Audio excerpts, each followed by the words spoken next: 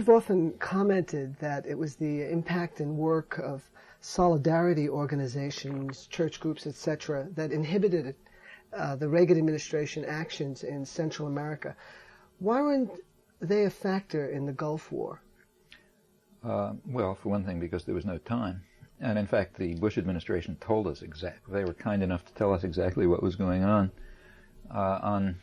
Right at the moment when the ground campaign started, there was a very interesting leak from obviously from the administration. I don't know why they leaked it, but they leaked a section of the first national strategy report that was done for the Bush administration.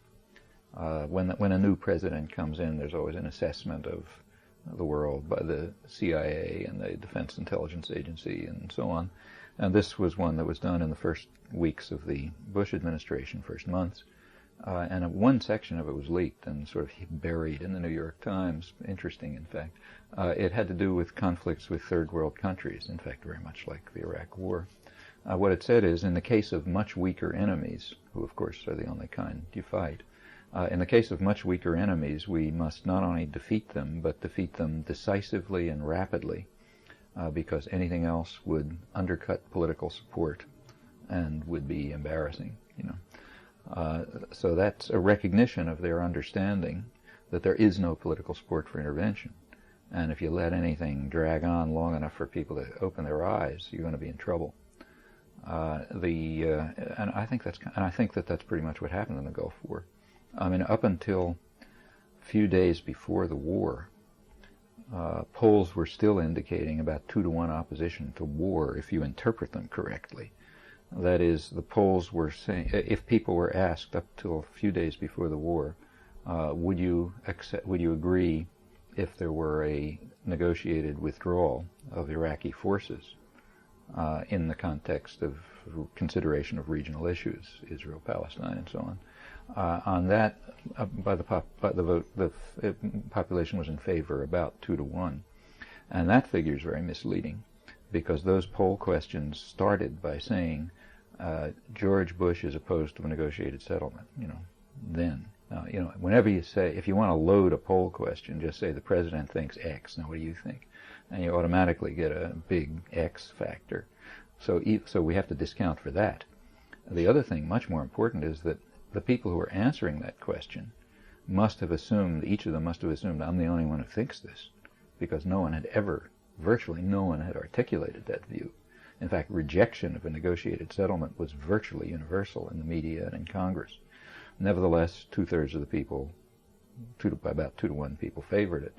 Furthermore, it's very unlikely that anyone who said yes to that question knew that just a week before, Iraq had once again offered a withdrawal proposal, which had been released by high U.S. officials. There's no reason to question it. And it was a withdrawal proposal essentially without conditions except for an international conference. Now, just imagine that the media hadn't been doing their job. Suppose that they'd been telling people what's going on in the world and allowing opportunities for discussion of the real issues.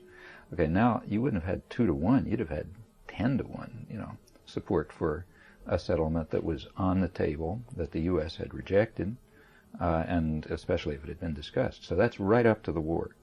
Okay, now then comes January 15th, and you start, you know, kicking ass. Okay, so everybody gets excited. We're killing lots of people. Great, you know, and that goes on until. Meanwhile, there was still this big buildup. Remember, about Iraq, the most powerful country in the world. You know, they're going to murder us all, and so on and so forth. People were really terrified. I could see that traveling around the country. You go to the most reactionary place in the country, and people are cowering in terror behind their fatigues and yellow ribbons. You know, that Saddam's going to come and get me. You know, that was a real fear. So people were frightened. There was all this great talk about, you know, the Iraqi we're out. Schwarzkopf was giving interviews about how we're outmanned. You know, we're going to fight anyway, and the Iraqis have this fantastic weaponry, you know, that no one's ever dreamt of before, and all this kind of business. The thing was very precisely organized so that there was no combat. That was very critical. There was never any war at all. I mean, war is a complete misnomer.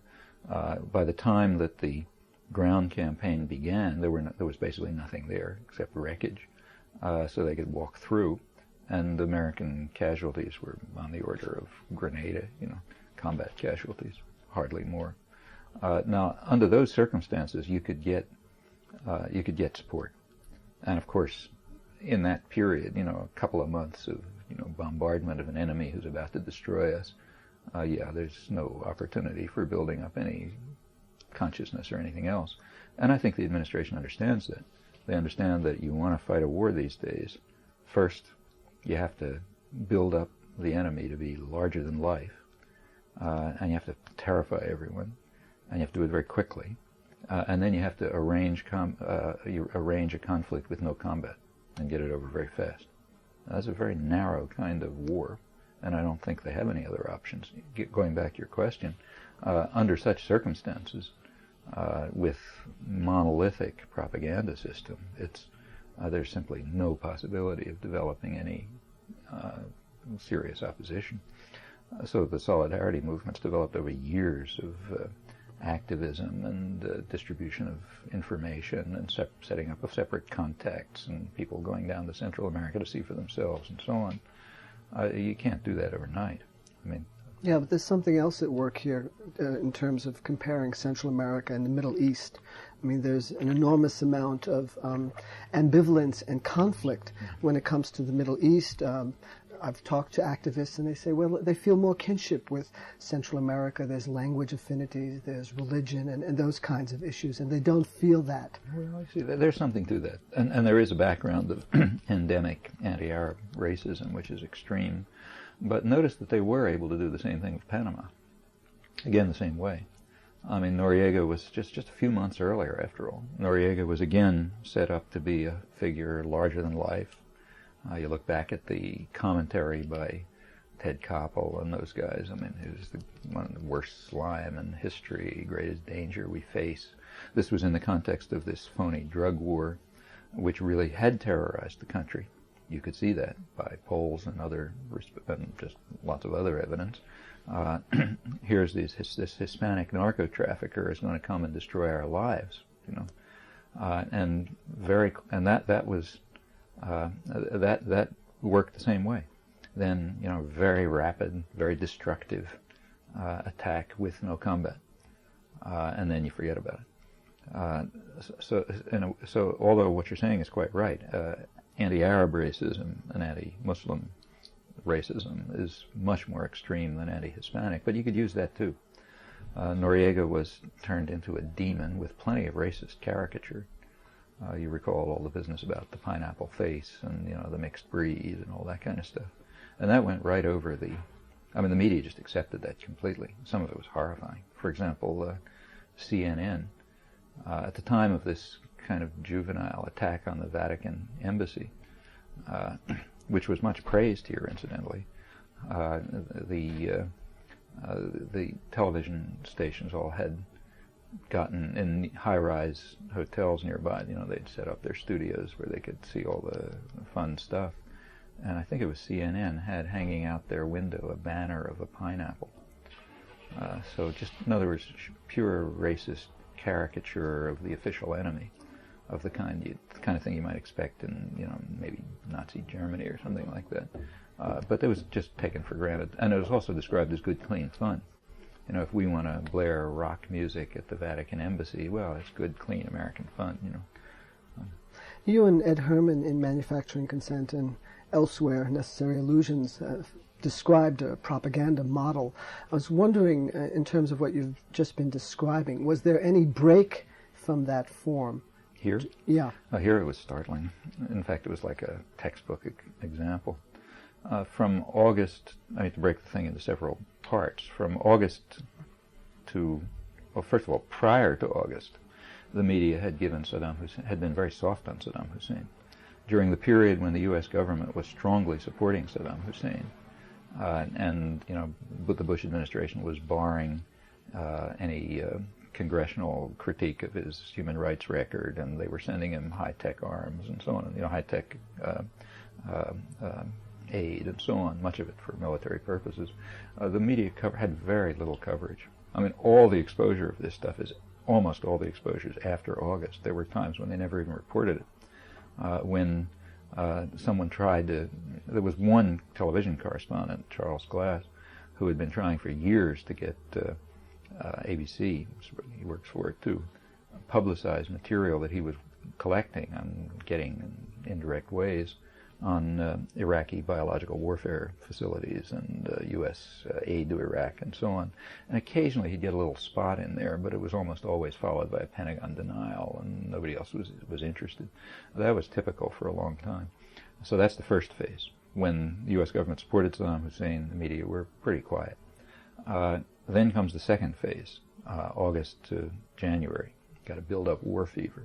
Well, at that point, the thing to do was the task was to suppress the fact that there's no reason for going to war. I mean, you want to go to war, you have to give a reason. It's a serious matter. The only reason offered by the administration was, and the question is, do you pursue peaceful means? That's always the question. Do you try to reverse aggression or other crimes by peaceful means, or do you go to war? Well, the only argument given by the administration on this issue was, we believe in principle, and principle cannot be compromised, and you can't negotiate with an aggressor. Well, that doesn't even rise to the level of ludicrous. I mean, of course they don't accept that principle. I mean, George Bush has a whole history of either carrying out or supporting aggression. I mean, it's not even worth talking about. Any 10-year-old would have ridiculed that. It was never ridiculed. Every time Bush made that kind of statement, which happened over and over, there will be no negotiations, so we can't compromise with aggressors, there was huge applause across the spectrum for the tremendous, this amazing American stand on principle. And it was even, he would say that there will be no negotiations. He'd have 100 editorials saying he's going the last mile for peace and, pursuing diplomatic means to the limits and so on. So crucial. There was almost complete suppression of the fact that no reason was ever given for going to war. That is, no reason that wouldn't be ridiculed by a literate teenager. Secondly, the options for peaceful settlement were suppressed. Aside from one newspaper in the country, Newsday, there was basically no coverage of this. I mean, a line here and there. But Newsday, to my knowledge, was the only newspaper in the country that just printed the facts about the insofar as they were available, about the Iraqi offers and the U.S. rejection of them. And those facts are interesting. They were barely mentioned elsewhere, and in fact almost totally suppressed, and it's doubtful that 1% of the population ever heard of them. More information came out later, which makes it even worse. Okay, so now the task of the media at that time was to prevent the possibility of recognizing that there are alternatives to war. Now there was an issue that was discussed, because it was discussed in Congress. Shall we let sanctions go on for a longer period? That was discussed, but that's marginal. I mean, it's kind of like a technical question. Will sanctions ultimately work? Fact of the matter is, sanctions had worked as far as we knew, probably by mid-August, when the Iraqi offers for withdrawal started. But that issue couldn't be discussed. So that's the task. So the task, in fact, the media created the context in which the war could take place. I mentioned those poll results. If the media had not done their job so successfully, there would have been overwhelming support for pursuing the apparent possibility of a diplomatic peaceful settlement. There was even support without the media letting anyone know about it. If they had let anyone know, the support would have been overwhelming. Okay, now comes January through end of February, the 6 weeks of what they call the war, actually, the slaughter.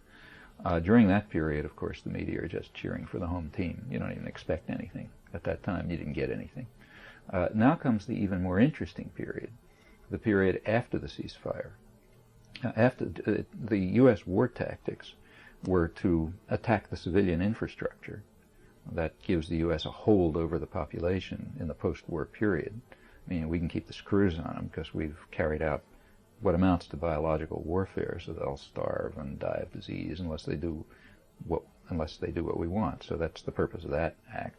The second part of the war strategy was to attack the conscript army in the south, mostly unwilling Shiite and Kurdish peasants, as far as we know, and they were just slaughtered.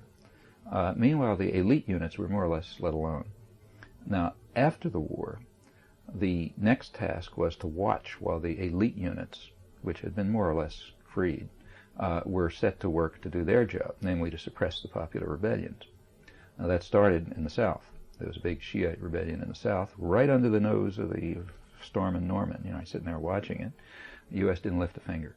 The Republican Guards and, you know, the helicopter gunships and so on just massacred people in southern Iraq right next to the U.S. forces. Nothing happened.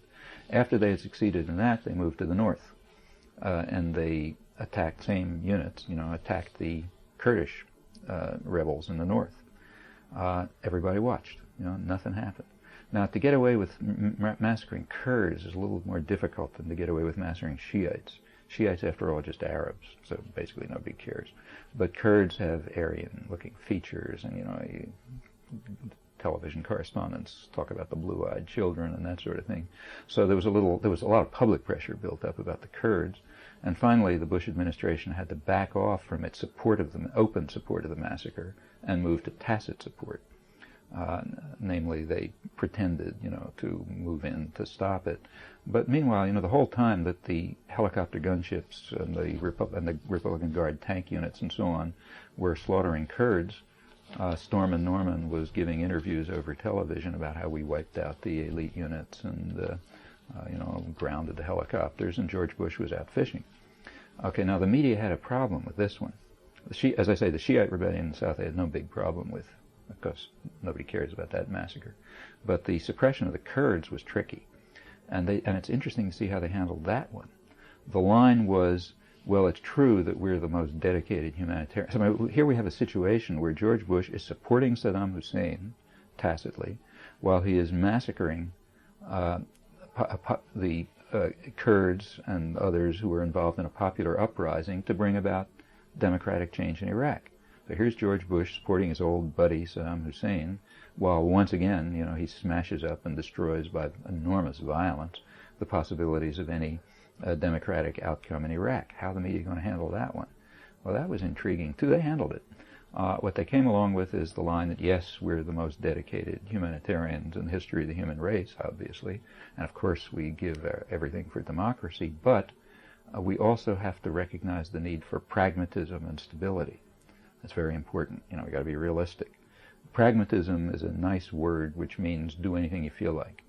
And stability is a nice word which means impose the kind of order we want. So we need pragmatism and stability. The press even went as... I did a lot of analysis, especially the New York Times on this one. It was kind of interesting to see how they handled it. Their Middle East correspondent, for example, Alan Cowell, I think it was April 10th, had a long article about this, you know, trying to deal with the fact that after having allegedly opposed Saddam Hussein, the butcher of Baghdad, we're now standing by while he wipes out the Kurdish opposition and, incidentally, the Shiite opposition much worse. And what he said is, well, he said there's a remarkable degree of unanimity among the Arab coalition partners and the United States on the need to follow the pragmatic policy of maintaining stability and order in Iraq, which unfortunately means ensuring the rule of Saddam Hussein and not these disruptive elements all over the place. Well, you know, apart from the cynicism of the conclusion, an obvious question comes to mind. What about this unanimity? Well, you know, if you look at the 8 Arab... this was constant. Everybody was giving the same line. I mean, it's our realistic, pragmatic position supported by the Arab coalition partners. Of the 8 Arab coalition partners, 6 are family dictatorships. They're not even countries. They're just family dictatorships set up by the Anglo-American imperial settlement to manage the oil resources for us. So that's 6 of them. The 7th one is Hafez al-Assad, who's a clone of Saddam Hussein, you know, murderous minority tyrant. So we can forget about that one. The only one of the 8 coalition partners that can even be called a country is Egypt, which is a tyranny, but by standards of the region, you know, relatively benign tyranny, which has a semi-open press. Well, it turns out, out of curiosity, I checked the press in Egypt the day before. The day before this column about the amazing unanimity, the major journal in Egypt, Al-Ahram, which is sort of like the New York Times, you know, semi-official, it's basically a government journal, had an article on the U.S. support for Saddam Hussein, and it bitterly denounced it. It said the U.S. support for the butcher of Baghdad, what they call the savage beast, simply shows what Egypt has been alleging all the time, namely that the U.S. and Britain are in this war for totally cynical purposes, having nothing to do with democracy or freedom of anything else, just in order to reestablish their hegemony over the region, and that they'll work together with the savage beast himself, if necessary, in order to suppress any democratic tendency. That's April 9th. Okay, April 10th, we learn that our Arab coalition partners are in agreement with us on supporting Saddam Hussein to restore stability. Then you get the smart guys like Thomas Friedman giving the diplomatic correspondent giving the analysis, and to his credit, he was pretty straight about it. What he said is that for the United States, he said, for the State Department for which he speaks, the best of all worlds, that was a phrase that he used, the best of all worlds would be for a military elements in Iraq to take over and restore the iron fist that Saddam Hussein had used before, much to the satisfaction of Turkey and Saudi Arabia, and of course the United States.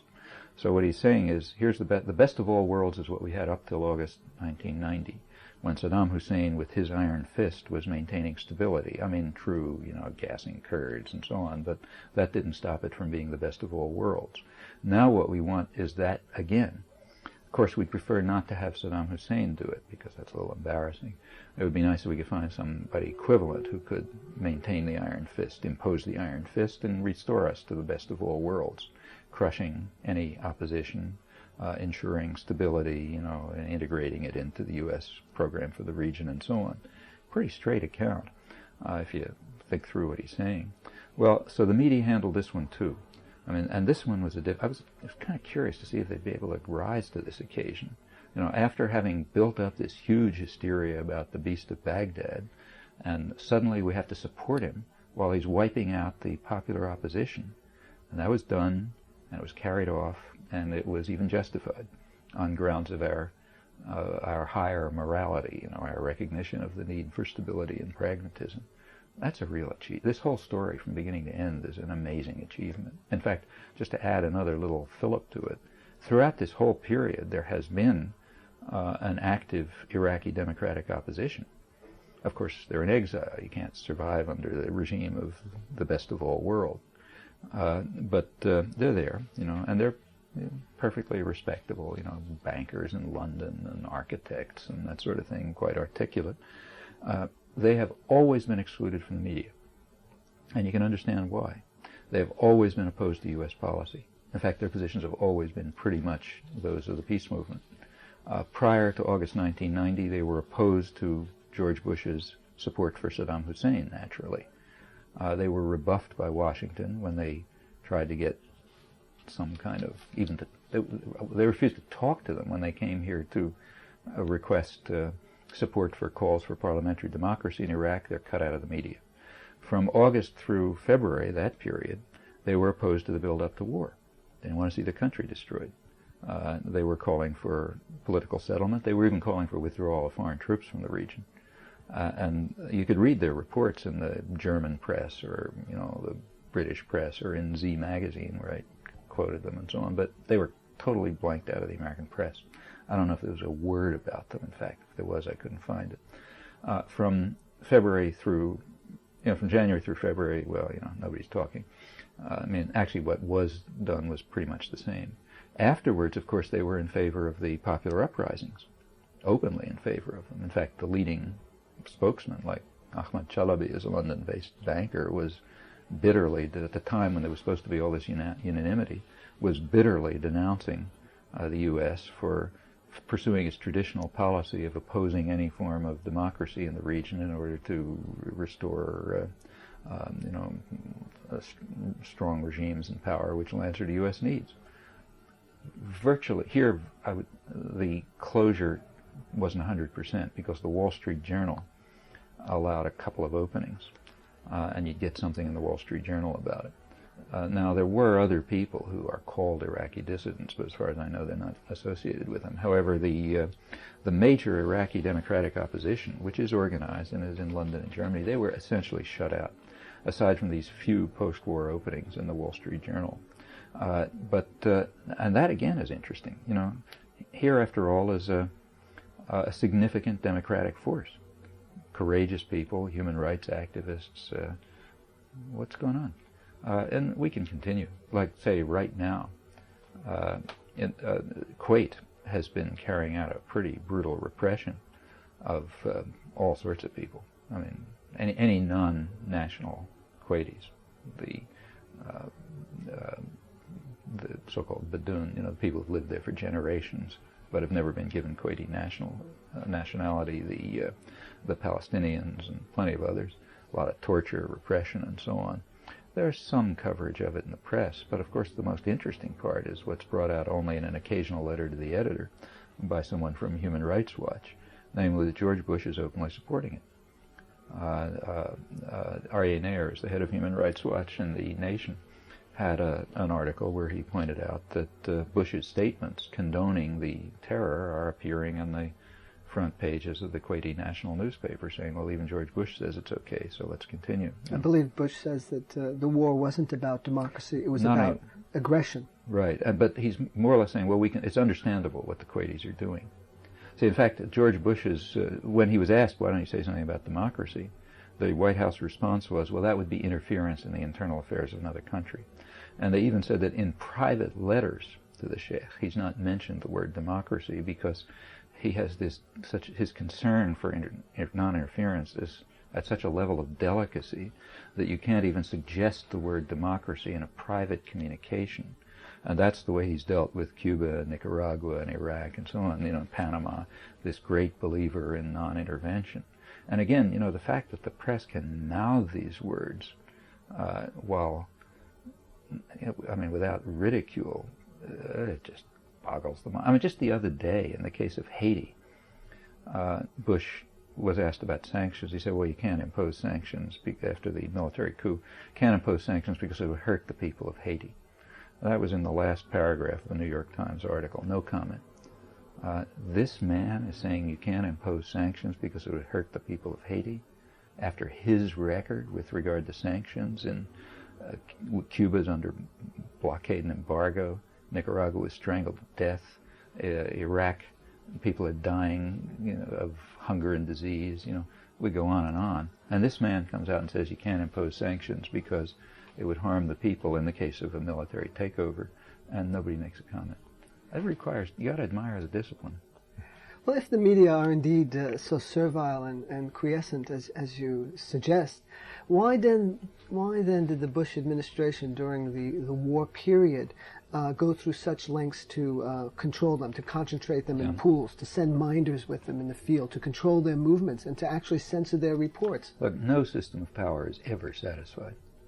I mean, during the Afghan war, in the pre-Gorbachev period, we're not talking about, you know, the old sort of basically Stalinist period, the Soviet high command and the Communist Party were bitterly condemning the media for being unpatriotic and, you know, not waving the flag enough and undermining the war effort and undermining feelings at home and so on. There is no degree of servility that will ever suffice for any system of power. I haven't checked, but I'll bet you that if you went back to, you know, Goebbels' Ministry of the Interior under the Nazis, you'd probably find that they were criticizing the German press for not being patriotic enough. I mean, and in fact, the press is regarded as adversarial. And from the point of view of people in power, that's true. It doesn't simply sing their praises every minute of the day, and that's intolerable. Interestingly, polls showed that, and I want to talk to you more about polls and how you use them, but some polls have shown that people strongly supported these controls on the media. And there's, I mean, it doesn't take a genius to know that there's a palpable hostility, a public hostility toward the media. How do you account for that? Hostility toward the media? Yeah. Well, you know, the kind of hostility that you have in the country is sort of interesting. I mean, there's hostility toward the media, there's hostility toward Congress, there's hostility towards just about every institution except one, namely the corporate system. No hostility to that. And that tells you exactly who runs the country. It's perfectly okay to criticize the media, you know, criticize congressmen, criticize the courts, criticize the cops, you know, even criticize the president, say the president's a clown. Do anything except criticize the actual center of power. And in fact, you're not even allowed to know that that exists. That's invisible. And we've talked about this before, but it was very striking in the Orwellian terminology that was designed in the 80s. This talk about the special interests. The Democrats are always being accused of being the party of the special interests, meaning labor, women, youth, the elderly, this, that, and the other thing. In fact, everybody. But if you check back, you find one striking omission from the special interests. Never anything about corporate power, business power. That's not a special interest. In fact, that doesn't exist. Incidentally, the same is pretty much true of scholarship.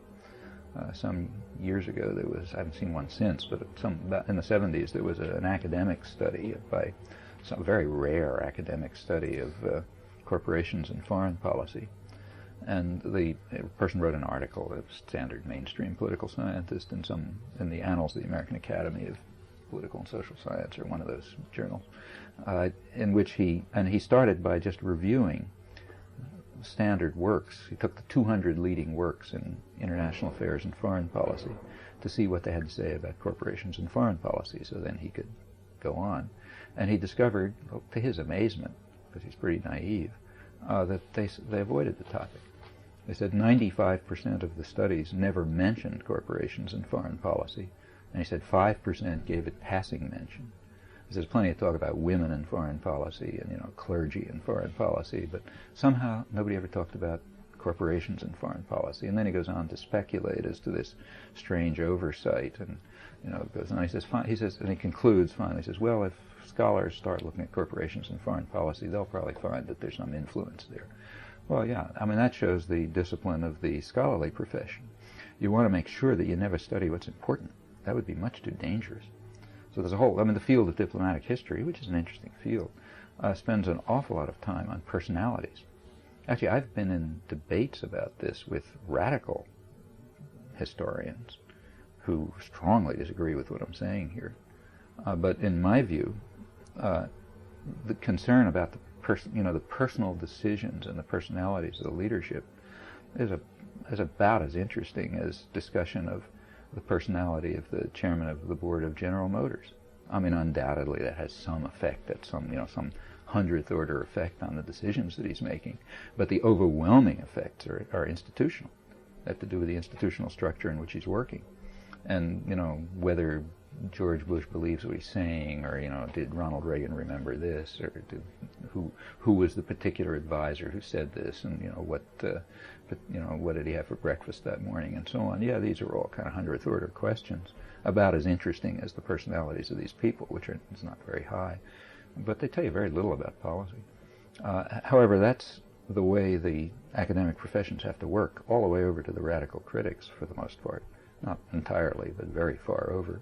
And surely the media. And you get it in the general public. So, for example, if, say, Massachusetts has got a serious economic crisis, and people hate, who do they hate? Take a look at this morning's Boston Globe. It talks about the popularity of the governor for his cutback of services. And why? Because he's attacking the people who everyone hates most, namely state employees and the poor. That's who everybody hates. Now, is that the reason for, is there some other factor involved in what happens in the New England economy besides the poor and state employees? Of course, people hate the media, too. You're allowed to hate them. In fact, you're allowed to hate everyone except the people who don't exist, namely the ones who, in fact, run the show, the people who have concentrated decision-making power, who make investment decisions, who set the framework within which the government operates, who own the media, control them, and set the conditions under which they work. Those institutions you're not allowed to hate or even know of their existence. In fact, part of the propaganda system, is they're just folk just like us. There's us on the one hand, going from the corporate executive to the, honest, sober worker to the housewife and so on. That's all us. And then there's them out there who are, the state employees and the poor and the media and Congress and all these bad guys who are trying to make life tough for us. That's the picture, and it doesn't happen by accident. There has been enormous effort made, and probably $1 billion a year spent on advertising in the broadest sense, public relations, to try to create these images.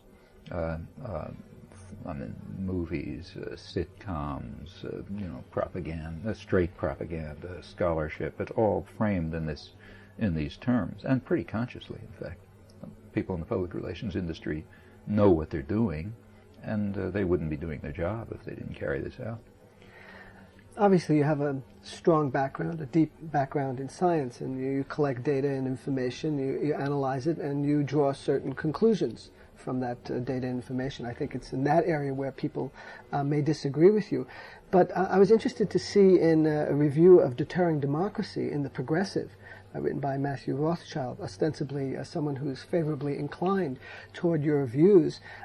He found, incidentally, Joel Koval and Joel Rogers in New Left review in an article about you, also found your theories rather weak when it comes to this specific area of the media. And Rothschild goes to the extent of suggesting you have a conspiracy theory about the media. Well, yeah, see, actually, see, in the book in question, there's no, that he was reviewing, there's very little talk about the way the media work. There's just discussion of examples. Elsewhere, talked about why they work the way they do and so on, but not in this book. But it's interesting that he would call it, and you don't repeat every book every time you write something, but it's interesting that he would call it a conspiracy theory, because in fact what I've argued, and Edward Herman and I have argued, and so on, and very explicitly, is just what I've been saying to you before. There are institutional factors that operate that constrain the way the media function. The way in fact, the criticism by Cohen and Rogers that you mentioned actually is the opposite. They say we don't go far enough, that I don't go far enough in talking about the institutional factors. So, and we could discuss that, but it's not the same as this one. This Rothschild's review is concerned because I do discuss the institutional factors, and I don't spend enough time on the particular decisions that are made by a particular editor and a reporter and government official and so on. In the book in question, I just took for granted the institutional factors, we barely mentioned them, which have been discussed elsewhere, although there is one long chapter of the book which is devoted to the ideology behind this, in fact from the 17th century right up till today, in the intellectual community, which is concerned with the reasons why you have to institute propaganda and thought control in order to marginalize the population. In fact, that's contrary to what he said. Now, maybe he would call that a conspiracy theory, but if you look at what people say and you draw conclusions from it. But the fact that people move at once to the word conspiracy theory is very revealing. A conspiracy theory is supposed to be something bad, and therefore if somebody's moving to a conspiracy theory, it means something's wrong. On the other hand, if you look at the institutional factors that constrain decisions, and you look at the actual record of thinking about the topic, that tells you too much. So you got to not see that. You have to, and in fact, he doesn't see it. You can imagine what would happen if people did, say, economics this way. Let's go back to the General Motors case. Suppose that some economist is talking about General Motors decisions, and he talks about their, the general concern for increasing market share and profits, and why they built this kind of car and not that kind of car, and concern over costs and so on and so forth. Suppose somebody came back and said, look, that's a conspiracy theory, because you didn't tell me, you didn't interview the executive, to find out what happened in the directors' meeting on such and such a day, and, who said this, and that would be a joke. Of course, those 100th order effects go on, but there are major factors having to do with the way these systems function, which overwhelmingly determine the way the media are going to work. I've discussed them elsewhere. Cohen and Rogers in their critiques say I don't go far enough in that direction, which could be right. How do you filter poll data? I know always in your public talks, when you cite polls, you always add a word of caution. Yeah. What advice would you have for someone using poll data? Well, contrary to a lot of critics and people, I don't think poll data is faked. I think it's quite accurate within the limits of possibility. On the other hand, you have to look carefully at what question was asked. You can get quite different results by just slightly changing the nature of the question that's asked. And that's why you have to look with caution. I mentioned the case before. In the polls around mid-January, which asked people about a negotiated settlement of the Iraq withdrawal, it was important to notice that that poll question started, "The president is opposed to this. What do you think?" Once a question is asked that way, you know that there's already a large bias introduced, because there's going to be a strong tendency to support the president, especially in times of crisis. So you got to factor that out. And the same is true quite typically. Poll results are interesting, but you want to check them carefully and look at how they're asked, what the background is, what the framework is within which they're asked, and so on. Over the years, you've been subjected to... Let me give you another example. A lot of people on the left cited polls during the 80s saying that the population was very strongly opposed to support for the Contras. Well, it wasn't false, but it was misleading, because much of the population didn't even know which side we were on. What the population was largely opposed to is support for anybody. Now, why should we support gooks? Now, that's not relevant to this issue, and that factor has to be separated out before you use material like that. Over the years, you've been subjected to a number of personal attacks, and I don't want you to go into a detailed response because you have done that elsewhere. But I'm curious about your perception and understanding of the nature and character of these attacks, what motivates them, and why do they persist. Most recently, I'll just give you two examples. On March 16, 1991, you spoke for KPFA and the Middle East Children's Alliance in Berkeley. This prompted a letter from 17 UC Berkeley academics who condemned you and called you, quote, a defender of the PLO even when it was carrying out murder missions against Jewish children, unquote. And you have the current case of a national bestseller, Alan Dershowitz's Chutzpah, where he calls you an anti-Zionist zealot, anti-Israel, anti-American, anti-Western. Did he leave anything out? I didn't read it, so I can't tell. Yeah. But, what about these attacks, and how do you respond? How can you respond? Well, you really can't. There's no way to respond. Slinging mud always works. The purpose, again, it's partly institutional, but in this case, partly personal, too. In the case of the Berkeley professors, which the letter came out about 3 months after I was there, and it was a letter, remember, to bookstores, saying they should not allow this stuff to be heard. I've also been told, though I'm not certain, that there was also an attempt to get them to withdraw my books from the stores. But I think that's very understandable, and I appreciate it. These are people who know perfectly well that they don't like what I say. They know that they don't have either the competence or the knowledge to respond, so the only thing to do is to shut it up.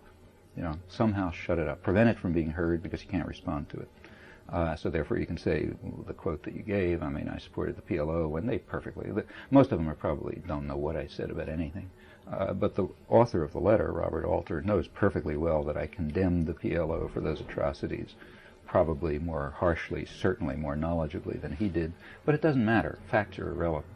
Now, turning to Dershowitz, there's partly the same story. Again, he knows that he can't respond to what I say. He doesn't have the knowledge or the competence to deal with the issues. So therefore, the idea is to try to shut it up by throwing as much slime as you can. Actually, there's a famous story attributed to Sam Ervin, the conservative senator, who once said that as a young law student, as a young lawyer, he had learned that if the law is against you, concentrate on the facts. And if the facts are against you, concentrate on the law.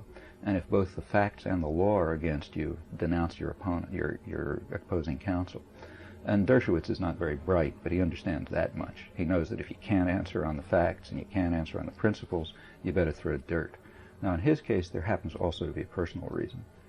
He's been on a personal jihad for the last 20 years, ever since I exposed him for lying outright in a vicious personal attack on a leading Israeli civil libertarian, despite pretenses he's really strongly opposed to civil liberties, in which he, using his position as a Harvard law professor, referred to what the Israeli courts had determined and so on. He was just lying flat outright. And this was in the Boston Globe. I wrote a short letter refuting it. He then came back accusing everybody of lying and challenging me to quote from the court records. He never believed that I had them, but of course I had. I quoted the court records. He then tried to brazen it out again. It finally ended up, without going into the details, with my sending the transcript of the court records to the Globe ombudsman, who didn't know what to do anymore with people just taking opposite positions, translating them for him, telling him, if anybody would like to check the translation. They finally told Dershowitz they wouldn't publish any more letters of his because he had been caught flat out lying about it. And ever since then, he's been trying to get even. So there's just one hysterical outburst after another. And that's not surprising either. I mean, he's basically a clown. So in that case, there's a personal issue overlaying the political issue, which is much more interesting. I mean, the personal stuff is not interesting. But if you look at, say, the Anti-Defamation League or the Berkeley professors or plenty of others, if you know, it's the Sam Ervin story. You can't deal with the material, the best thing to do, and if you can't, either you ignore it, or if you can't ignore it, then defame the speaker. That's the only way you can deal with it if you don't have either the brains or the knowledge, or you just know your position can't be defended, and so on. So I think that's understandable, and in a sense you can appreciate it. That's just the hallmark of a commissar culture. But the three themes that are characteristic of these attacks on you are rather clear. They are your support for the PLO and its terror, and your apologia for Nazi and Khmer Rouge genocide. Yeah. Well, the support for the PLO, they're all fabricated. In the case of the support for the PLO, I've been a bitter critic of the PLO, and there's no doubt about this. In the case of the Khmer Rouge, Ed Herman, I never said anything, but Ed Herman and I, who wrote about this several times, not only condemned their atrocities, but compared them said that they were comparable, made a big point of comparing them to the Indonesian slaughter in Timor, which is the worst massacre relative to the population since the Holocaust. What people are upset about is that we said, let's tell the truth about both of these. Now, the reaction's been kind of interesting. On the Timor side of the analogy, total silence, because that's the one the U.S. supported. On the Khmer Rouge side, a claim that we're supporting the atrocities by saying you should tell the truth about them instead of lying about them in the service of the state. Well, okay, that's interesting. The Forisson case is also interesting. In fact, my position on this has been way back before this ever happened, that in fact, the introduction to my first book, American Power and the New Mandarins, talks of this years before any of this stuff ever came out, discusses Nazi apologists and people who deny the Nazi crimes, and points out that even to enter into discussion with such people, even to enter into the arena of debate, is to lose one's humanity, although sometimes you have to do it. This issue is a case in which a fascist law was applied. Namely, there was a person was punished for falsification of history. And that's standard Stalinist fascist doctrine, and I happen to oppose Stalinism and fascism on this issue as on many others. So just as I support the right of American war criminals to teach in American universities, even at the time when their research is being used for war crimes, a fortiori, I support the right of people to say whatever horrendous thing they like, even if someone doesn't like it. So, for example, if the Journal of the American Jewish Congress publishes, as it recently did, an article denouncing claiming that the Nazi genocide of the Gypsies is an exploded fantasy, as it did, I don't say that the American Jewish Congress should be that its editors should be brought to court for Nazi apologetics and for denying an act of genocide, which was in fact quite comparable to the Holocaust. Sure, they want to publish their disgraceful lies. They should have the right to do so. If they were brought to court, I would defend their right to say what they want. Now, people who are opposed to freedom of speech or who have their own motives for trying to silence critics will naturally turn this into whatever they want to. Ed Herman has suggested that these attacks on you and the persistence of the criticism is in fact a tribute to your effectiveness, and that's why it's going on. Well, I think that's reasonable. Incidentally, it went on long before this. I mean, for the first time I opened my mouth, the attack started. On Indochina? Yeah. I mean, it starts right in 1969. Let me give you an example. In the first book that I wrote, American Power and the New Mandarins, in the first edition, there's a slight error. Namely, I attributed a quote to Truman which was in fact a very close paraphrase, almost verbatim paraphrase of what he said in a secondary source. And I got a note mixed up, and instead of citing the secondary source, I attributed to Truman.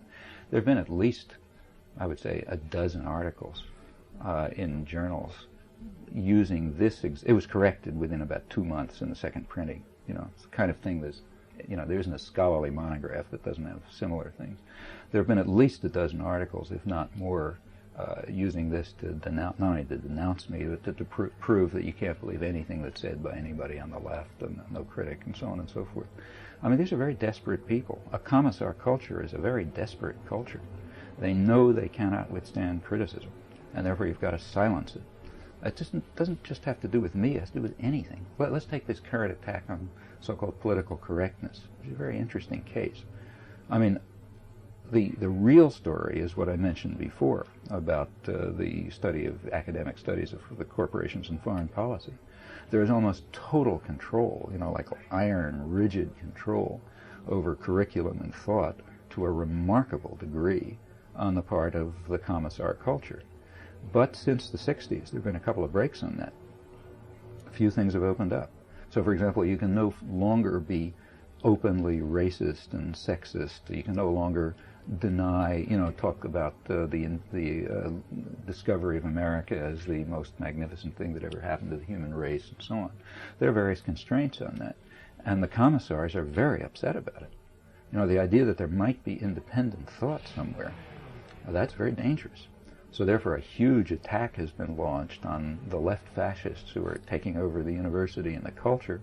And there's just, I read 100 articles talking about we used to have this free country with free universities, but now it's being run by left fascist monsters and so on. Kind of interesting that though you read hundreds of attacks on them, you read virtually no defenses of them. Which is kind of interesting, since they run the place. How come that it's like maybe 100-to-1 denunciations? Well, there are other interesting things about that. But another interesting thing about that attack is that they're always called left fascists. I mean, suppose we accept the whole story. When George Bush gave a speech at the University of Michigan, denouncing the people who were silencing everyone with intimidation because of alleged racist and sexist remarks and so on, he called them the left. Everybody calls them the left. Well, why do they call them the left, I mean, there's an interesting assumption there. The assumption is that if anybody's anti-racist and anti-sexist and in favor of respect for other cultures and so on, they must be on the left, and therefore we must be against them. Now that itself is an interesting assumption, but it all fits together. The point is that the people who have authority and have privilege are naturally terrified at any break in it. I mean, in the 1960s, when students started asking questions instead of just taking notes, faculty acted as if the universities were being burned. Libraries were being burned all over the country because a student asked a question. I mean, and it's a natural reaction on the part of people who are used to 100% obedience. It's like, to go back to something we talked about before, it's like the Soviet High Command and the Russian Communist Party denouncing the Soviet media for their lack of patriotism. From the point of view of power, no degree of subordination ever suffices. So, yes, if anything can't be totally disregarded, you got to launch a big campaign to destroy it because the voice might be heard. Again, there are interesting differences between democratic and totalitarian societies in this respect. They behave quite differently. For example, in the Soviet Union, I'm talking pre-perestroika, pre-Gorbachev. In the Soviet Union, the samizdat, the underground journals, had extremely wide circulation. In fact, there have been some estimates that they may have reached a phenomenal 50% of the population. Now, in a democratic society, free society, you'd never permit that. I mean, you can read Z Magazine or listen to your program, but if you reach 0.01% of the population, that's considered dangerous. In a totalitarian state, you can reach 50%, and they don't care very much. It wouldn't have been that much trouble to shut down the samizdat. It just wasn't worth it. As long as you got people controlled by force, the assumption is you don't care much what they think. You told Bill Moyers that given a chance you would do some things differently. I was wondering if you were thinking about the Farrousson affair. No, what I was thinking about there is in fact what I told him. In fact, I wrote about this again in my first book. in the case of the Indochina War, which is the main one, I just started much too late. I mean, I didn't get involved in that in a serious way until 1964. And I didn't, and I could say the same about many other things. I didn't write about take the Timor atrocities. I didn't write about them until late 1978. They've been going on for 3 years already. There are plenty of things like that. And yes, there are a lot of things like that that I would have done differently if I'd thought about it. I'm sure there are others right now that I'll think about later. You wouldn't consider that that letter, for example, that you wrote, was it to Serge Thion and was later used as an introduction to It was used as a comment. A comment without your knowledge and permission. I mean, if you ask me should I have done it, answer yes. In retrospect, would it have been better not to do it? Maybe, only in the sense that it would have given less opportunity for people of the Dershowitz variety who are very much committed to preventing free speech on these issues and free interchange of ideas. So I don't know. You could say on tactical grounds, maybe yes, but that's not the way to proceed in my view. You should do what you think is right, not what's going to be tactically useful. 2 final questions. One about Bakunin's instinct for freedom. You've written that you'd like to believe that people have this instinct for freedom, that they really want to control their own affairs. They don't want to be pushed around, ordered, oppressed, etc. And they want a chance to do things that make sense, like constructive work in a way that they can control or maybe control with others. And then you write, I don't know any way to prove this. It's really a hope about what human beings are like, a hope that if social structures change sufficiently, those aspects of human nature will be realized. Can't add to that. There's no way to prove it. There's no way to disprove it. We don't know anything about human nature. If we're rational, we know that it exists, and undoubtedly has there are very powerful biological constraints on the way we think and what we do and the way we conceptualize and what we imagine and our fears and our hopes and so on. But about what they are, you can learn more from a novel than you can from the sciences. So you operate on the basis of your hopes. And I think no one has ever said it better than Gramsci in his famous comment that you should have pessimism of the intellect and optimism of the will. I think that's the only reasonable strategy. And you often like to, at least I've heard you on several occasions, close one of your lectures with citing, I think you call it Pascal's wager. Yeah, I mean, Pascal raised the question, how do you know whether God exists? And he said, well, if I assume that he exists and he does, I'll make out okay. If he doesn't, I don't lose anything. I've assumed that if he does exist and I assume he doesn't, I may be in trouble. That's basically the logic. On this issue, if you assume that there's no hope, you've guaranteed that there will be no hope. If you assume that there is an instinct for freedom, there are opportunities to change things and so on, there's a chance you may contribute to making a better world. That's your choice. I said there would be 2 last questions. Actually, one last question. You've said often that every American president since the end of World War II could be considered a war criminal under the Nuremberg principles. Could you talk about that for a minute? Well, every one of them, without exception, has been involved in, either directly or indirectly, in major atrocities and war crimes. You name them, that's true. Take, say, Carter, who's the least violent of them. Nevertheless, it was the Carter administration which gave the crucial, decisive military and diplomatic support for the Indonesian slaughter in East Timor, still going on, incidentally, which may have wiped out something like 1/4 of the population or something like that. And that's not the only case. The Carter administration supported Somoza, contrary to a lot of claims, right up to the end, until they realized that they couldn't hang on to him any longer.